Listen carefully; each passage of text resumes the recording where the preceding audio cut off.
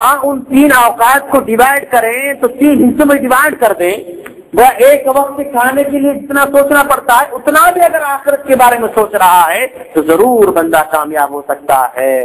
لیکن وہ 3 اوقات میں سے ایک وقت بھی انسان آخرت کے بارے میں سوچنا نہیں چاہتا ہے، زبردستی سے وہ اپنے آپ کو آخرت سے غافل رکھنا چاہتا ہے، وہ انجوائے کر کے آخرت سے غافل ہونا چاہتا ہے، وہ پکنک منا کر آخرت سے غافل ہونا چاہتا ہے، وہ جو ہے ایسے لہو و لعب میں اپنے آپ کو شامل کر کے آخرت سے غافل کرنا چاہتا ہے۔ جان بوجھ کر انسان اس سے دور ہونا چاہتا ہے۔ پیسے زیادہ آ جائیں تو اس کو جو ہے خرچ کرنے کے لیے آخرت سے غافل ہونا چاہتا ہے۔ اگر آخرت کا یاد دھیان رکھے تو ضرور اس کے پاس محفوظ ہو سکتے ہیں۔ پیسے جہاں خرچ کرنا ہے وہاں خرچ کر سکتا ہے، لیکن ایسے انسان نہیں کرتا ہے، اور اس کو جواب دہی کی ذمہ داری بہت کم ذمہ داری سمجھ رہا ہے۔ انسان کوئی چیز کو دیکھ رہا ہے تو جو ہے ٹھیک رہتا ہے، اگر کوئی چیز نہیں دیکھ رہی ہے تو وہاں پر غافل ہو جاتا ہے۔ تو 5 سوالات جب تک نہیں ہوں گے تب تک انسان کو وہاں سے نہیں ہٹا جائے گا۔ ہاں، لا تزول قدم ابن آدم حتى يسأل عن 5۔ 5 سوالوں کے جواب ضرور ہوں گے۔ وہ پہلے تو 3 سوال ضرور ہوں گے، من ربک، ما دینک، من نبیک۔ یہ سوالات ہونے کے بعد اس میں کامیاب ہو جاتا ہے تو پھر وہ حشر کے میدان میں یہ کامیابی کے بعد پھر اور جو ہے ایگزام وہاں پر کھڑا ہوا ہے، وہاں پر اس سے پوچھا جانے والا ہے ان عمرہ فیما افنا، پوری لائف کے بارے میں سوال کیا جا رہا ہے، پیدا سے لے کر جو ہے مرے دم تک کتنی اللہ نے اس کو مہلت دیا اور کتنی شعور والی زندگی دیا۔ شعور والی زندگی کے بارے میں اللہ تعالیٰ سوال کر رہا ہے، تم نے جو ہے پوری عمر میں کیا کیا، بڑا کوشچن۔ پھر جو ہے اسپیشل کوشچن ان شبابی فیما ابلا، اس کے نوجوانی کے بارے میں خصوصی سوال کیا جا رہا ہے کہ تم نے جو ہے نوجوانی کے عالم میں تم نے کیا کیا۔ وعن مالہ من این اکتسبہ وین انفقہ، سارے کے سارے بینک بیلنس کے بارے میں پوچھا جائے گا کہ کما رہا تھا تو کہاں سے کمایا۔ ظاہر بات ہے انسان جو ہے ابھی اگر ہم سے پوچھا جائے کہ تم نے جو ہے 20 سال کی عمر میں کہاں سے کمایا پوچھو تو بتاؤ تو نہیں بتا سکتے ہیں۔ ابھی اگر ہم سوال کیا جائے تو ابھی نہیں بتا سکتے ہیں۔ وَأَيْنَ أَنفَقَهُ، اور تم نے کہاں خرچ کیا، کس کی خاطر خرچ کیا، کس غرض سے خاطر خرچ کیا۔ انسان خرچ کرنے کے معاملے میں عجیب جو ہے اس کے ساتھ معاملہ پیش آتا ہے۔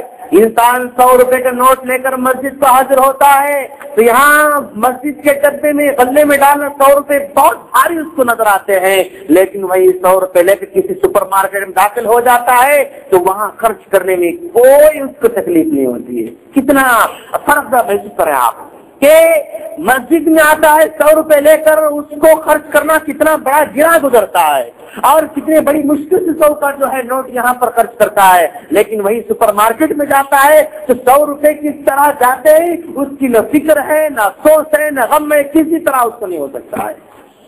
ہاں، وہی انسان اگر مسجد میں جو ہے 1 گھنٹہ بیٹھنے کے کہا جائے تو بہت زیادہ دشوار ہوتا ہے، دل پھٹتا رہتا ہے، دل میں گھٹن ہوتی ہے، عجیب سا محسوس ہوتا ہے۔ جلد نکل کر گیٹ کے باہر اگر ٹھہر تو ذرا سکون دکھتا ہوتا ہے۔ جی مسجد میں گھنٹہ بیٹھے تو اس کو بیچے نہیں دیتے، کب نکلے، لیکن وہی نکل کر گیٹ کے باہر کھڑے ہو جاتا ہے تو ذرا سا اس کو سکون محسوس ہو رہا ہے۔ ہونا اندر چاہیے تھا لیکن ہو رہا ہے باہر۔ وہی اگر کسی تھیٹر میں بیٹھ رہا ہے 2 گھنٹے 3 گھنٹے کیسے گزرتے ہیں اس کو نہیں پتا ہے، کیسے گزر جاتے ہیں اس کو بالکل پتا بھی نہیں چلتا ہے۔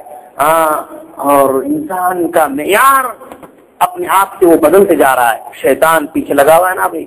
ہاں، شیطان وہ یہ مشورہ کرتا ہے، اپنے سارے دوستوں کو بلا رہا ہے۔ ہاں، شیطان کہہ رہا کہ دیکھو مسلمانوں کو تم جو ہے اللہ کی بات چھوڑنے کے لیے کہیں وہ کبھی چھوڑنے والے نہیں، کوئی نہیں سکتا۔ تم یہ کہو مسلمان کو کہ اللہ کا انکار کرو تو کوئی بھی ادنا مسلمان ایسا نہیں جو اللہ کا انکار کرنے والا ہو، ہے کہ نہیں؟ ہاں، اور اگر تم یہ کہو کہ تم نبی کو چھوڑ دو، نبی کا انکار کر دو، کوئی ادنا سے ادنا مسلمان ایسا نہیں کہ وہ اللہ نبی کا انکار کرے، نبی کا انکار بھی کرنے والا نہیں۔ اگر کسی مسلمان سے کہا جائے نماز کا انکار کرو، وہ نماز کا کبھی انکار نہیں کر سکتا ہے، نماز کا وہ کبھی جو ہے منکر نہیں ہو سکتا ہے۔ اگر اس سے کہا جائے روزے کا انکار کرو، روزے کا انکار کرنے والا نہیں ہے۔ حج کا انکار کرو، حج کا انکار کرنے والا نہیں۔ تم اس سے کہو اللہ کا شرک کرو، تبدیل کرنے والا نہیں۔ تو یہ کام کرو، تم کام کیا کرو، तुम इंसान को इतना मसरूफ कर दो कि वो अल्लाह को भुलाने की जरूरत न पड़े, खुद भूल जाए। इतना मसरूफ कर दो इंसान को कि नबी को याद जो है नबी को भुलाने के हुक्म न दिया जाए बल्कि खुद ब खुद भूल जाए। तो इंसान शैतान को मसरूफ कर देता है। हाँ, वो अपने बीवी बच्चों से इतना मसरूफ कर देता है कि वो अज़ान सुन भी लेता है तो बच्चे को छोड़कर मस्जिद को हाजिर होना दुश्वार हो जाता है।